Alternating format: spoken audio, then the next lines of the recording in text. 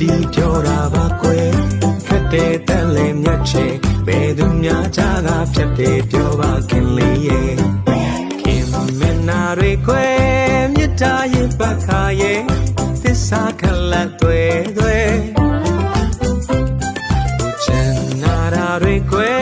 မြတ်တာရဲ့ပတ်ခါရဲ့သစ္စာခလတ်တွေပြောပြခဲ့လို့ယုံယုံကြည်ကြည်ချစ်စေ